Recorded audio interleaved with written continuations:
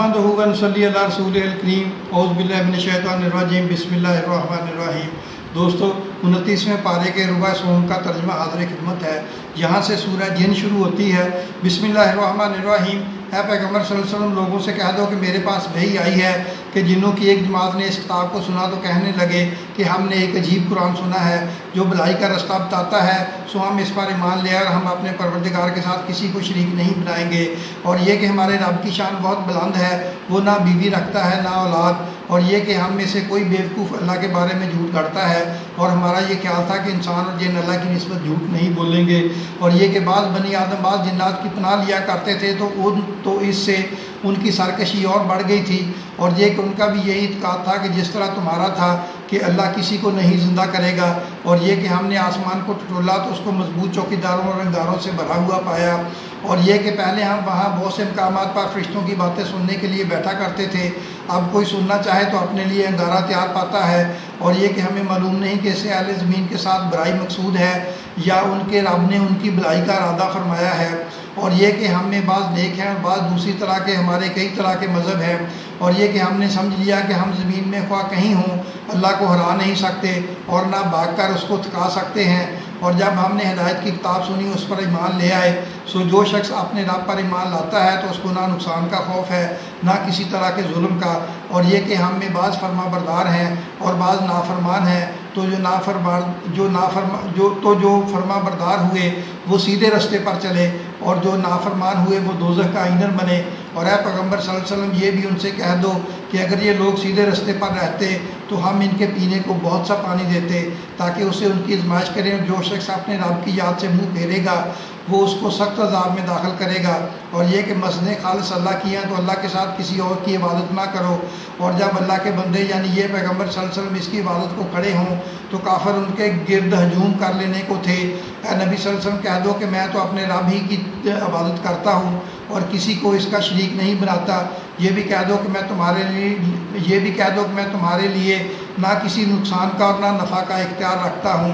ये भी कह दो कि अल्लाह के अज़ाब से मुझे कोई पनाह नहीं दे सकता और मैं इसके सिवा कोई जाए पनाह नहीं पाऊँगा। हाँ, अल्लाह की तरफ से अहकाम का और अपने पैगामों का पहुँचा देना ही मेरे ज़ुम्मे है। और जो शख्स अल्लाह और उसके पैगम्बर की नाफरमानी करेगा तो ऐसों के लिए जहन्नम की आग है, वो हमेशा हमेशा उसमें रहेंगे। यहाँ तक कि जब ये लोग वो दिन देख लेंगे जिसका उनसे वादा किया जाता है तब उनको मालूम हो जाएगा कि मददगार किसके कमज़ोर हैं और शुमार किनका थोड़ा है। कह दो कि जिस दिन का तुमसे वादा किया जाता है मैं नहीं जानता कि वह अनकरीब आने वाला है या मेरे रब ने उसकी मुद्दत दराज कर दी है। वही गैब का जानने वाला है, सो किसी पर अपने गैब को जाहिर नहीं करता। हाँ, जिस पैगम्बर को पसंद फरमाए और उसको गैब की बातें बता दे तो उसके आगे और पीछे निगहबान मुकर्रर कर देता है ताकि मालूम फरमाए कि उन्होंने अपने रब के पैगाम पहुंचा दिए हैं। और यूँ तो उसने उनकी सब चीज़ों का हर तरफ से अहाता कर रखा है और एक एक चीज़ गिन रखी है। दोस्तों यहाँ से सूरह मुज़म्मिल शुरू होती है। बिस्मिल्लाहिर्रहमानिर्रहीम। ऐ कमली में लिपटने वाले, रात को क़याम करो मगर थोड़ी सी रात यानी निस्फ रात या इससे कुछ कम क़याम करो या कुछ ज़्यादा, और कुरान को अच्छी तरह ठहर ठहर कर पढ़ा करो। हम अनकरीब तुम पर एक भारी फरमान नाज़िल करेंगे। कुछ शक नहीं कि रात का उठना नफ्स को सख्त पमाल करता है और इस वक्त जिक्र भी खूब दुरुस्त होता है। दिन के वक्त तो तुम्हें और बहुत से शुगल होते हैं, तो अपने रब के नाम का जिक्र करो और हर तरफ से बेतुल्लक होकर उसी की तरफ मुतवज्जे हो जाओ। वही मशरक़ और मगरब का मालिक है, उसके सिवा कोई मबूद नहीं, तो उसी को अपना कारसाज बनाओ। और जो दिल आज़ार बातें ये लोग कहते हैं उनको सहते रहो और खूबसूरती से उनसे किनारा कश रहो। और मुझे जुटलाने वालों से जो दौलतमंद है समझ लेने दो और उनको थोड़ी सी मोहलत दे दो। कुछ शक नहीं कि हमारे पास बेड़ियाँ हैं और बड़ी ज़बरदस्त आग और गले में अटकने वाला खाना है और दर्द देने वाला अजाब है। जिस दिन ज़मीन और पहाड़ कांपने लगे और पहाड़ ऐसे बुरबुरे हो जाएंगे जैसे रेत के टीले। अहले मक्का, जिस तरह हमने फ़िरौन के पास मूसा को पैगंबर बनाकर भेजा था, इसी तरह तुम्हारे पास भी मोहम्मद सल्लल्लाहु अलैहि वसल्लम एक रसूल भेजे गए हैं जो तुम्हारे मुकाबले में गवाह होंगे। सो फ़िरौन ने हमारे पैगंबर का कहा ना माना تو ہم نے اس کو بڑے دردناک عذاب سے پکڑ لیا۔ اگر تم بھی ان پیغمبر کو نہ مانو گے تو اس دن سے کس طرح بچو گے جو بچوں کو بوڑھا کر دے گا، جس سے آسمان پھٹ جائے گا، یہ اس کا وعدہ پورا ہو کر رہے گا۔ یہ قرآن تو نصیحت ہے، سو جو چاہے اپنے رب تک پہنچنے کا راستہ اختیار کرے۔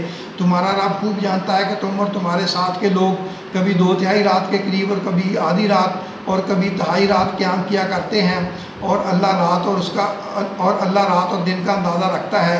اس نے معلوم کیا کہ تم اس کو نبھا نہ سکو گے تو اس نے تم پر مہربانی کی، بس جتنا آسانی سے ہو سکے اتنا قرآن پڑھ لیا کرو۔ اس نے جانا کہ تم میں بعض بیمار بھی ہوں گے اور بعض اللہ کے فضل یعنی معاش کی تلاش میں ملک میں سفر کریں گے اور بعض اللہ کی راہ میں لڑیں گے، تو جتنا آسانی ہو سکے اتنا قرآن پڑھ لیا کرو اور نماز قائم کرتے رہو اور زکوٰۃ ادا کرتے رہو اور اللہ کو نیک نیتی سے قرض دیتے رہو، اور جو عمل نیک تم اپنے لیے آگے بھیجو گے اس کو اللہ کے ہاں بہتر اور صلے میں بہت عظیم پاؤ گے، اور اللہ سے بخشش مانگتے رہو، بے شک اللہ بخشنے والا ہے، مہربان ہے۔ دوستو یہاں سے سورہ مدثر شروع ہوتی ہے۔ بسم اللہ الرحمن الرحیم۔ اٹھو اب خبردار کرنے لگو اور اپنے پروردگار کی بڑائی بیان کرو اور اپنے کپڑے پاک رکھو اور شرک کی گندگی سے تو الگ ہی رہو، اور اس نیت سے احسان نہ کرو کہ اس سے زیادہ کے خواہاں ہو، اور اپنے رب کی خاطر صبر کرتے رہو۔ پھر جب سور پھونکا جائے گا تو وہ دن مشکل کا دن ہوگا، یعنی کافروں پہ آسان نہ ہوگا۔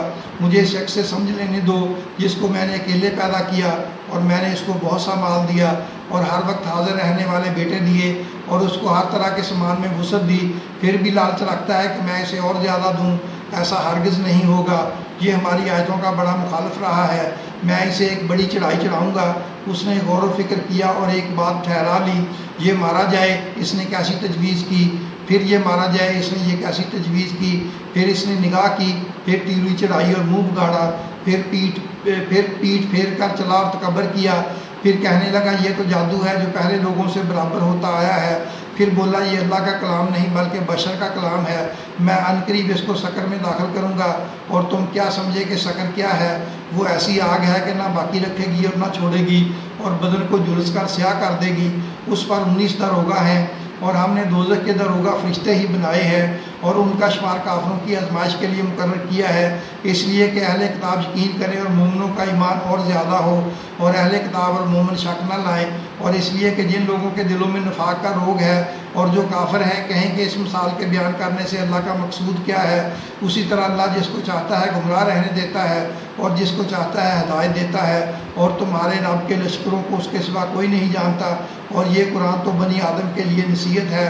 ہاں ہاں قسم ہے چاند کی اور رات کی جب رخصت ہونے لگے اور صبح کی جب روشن ہو جائے، کہ وہ آگ ایک بہت بڑی آفت ہے، انسان کے لیے ڈر کی چیز ہے، یعنی اس شخص کے لیے جو تم میں سے آگے بڑھنا چاہے یا پیچھے رہنا چاہے، ہر شخص اپنے کرتوتوں کے باعث گرفتار ہوگا، مگر داہنی طرف والے نیک لوگ جنتوں میں ہوں گے اور پوچھتے ہوں گے، یعنی آگ میں جلنے والے گناہ گاروں سے کہ تم دوزخ میں کیوں پڑے؟ وہ جواب دیں گے کہ ہم نمازیوں میں شامل نہ ہوئے اور نہ ہم فقیروں کو کھانا کھلاتے تھے، اور ہم بحث کرنے والوں کے ساتھ مل کر بحث کرتے تھے اور روزے جزا کو جھٹلاتے تھے، یہاں تک کہ ہمیں موت آ گئی تو سفارش کرنے والوں کو سفارش ان کے حق میں کچھ فائدہ نہ دے گی۔ ان کو کیا ہوا کہ نصیحت سے روگرداں ہو رہے ہیں، گویا گدھے ہیں کہ بدک جاتے ہیں جو شیر سے ڈر کر بھاگتے ہیں۔ اصل یہ ہے کہ ان میں سے ہر شخص یہ چاہتا ہے کہ اس کے پاس کھلی ہوئی کتاب آئے، ایسا ہرگز نہیں ہوگا۔ حقیقت یہ ہے کہ ان کو آخرت کا خوف ہی نہیں، کچھ شک نہیں کہ یہ قرآن نصیحت ہے، تو جو چاہے اسے یاد رکھے، اور یاد بھی تبھی رکھیں گے جب اللہ چاہے، وہی اس لائق ہے کہ اس سے ڈرا جائے اور وہی معاف کرنے والا ہے۔ دوستو 29ویں پارے کے ربع سوم کا خلاصہ ملاحظہ فرما لیں۔ اے مزمل، رات کو قیام کیا کرو، نصف رات یا اسی سے کم یا کچھ زیادہ، اور قرآن کو اچھی طرح ٹھہر ٹھہر کر پڑھا کرو، کچھ شک نہیں رات کا اٹھنا نفس کو پامال کرتا ہے اور اس وقت ذکر بھی خوب درست ہوتا ہے، اور یہ قرآن نصیحت ہے، سو جو چاہے اپنے رب تک پہنچنے کا راستہ اختیار کرے۔ جتنا تم کو آسانی ہو اتنا اس قرآن میں سے پڑھ لیا کرو، اور نماز پڑھو، زکوٰۃ دو، اور اللہ کو قرض حسنہ دیتے رہو۔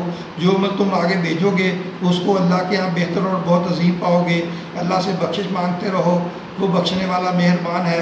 اے مدثر اٹھو اور خبردار کرو اور اپنے رب کی بڑائی بیان کرو اور اپنے کپڑے پاک رکھو اور شرک سے الگ رہو اور زیادہ کی خواہش میں احسان نہ کرو اور اپنے رب کی خاطر صبر کرتے رہو۔ دوستو اپنا اور اپنے عبادت چینل کا خیال رکھیں۔ اللہ آپ کی بھی اور ہم سب کی کورونا سے اور باقی سب بیماریوں سے حفاظت فرمائے، آمین۔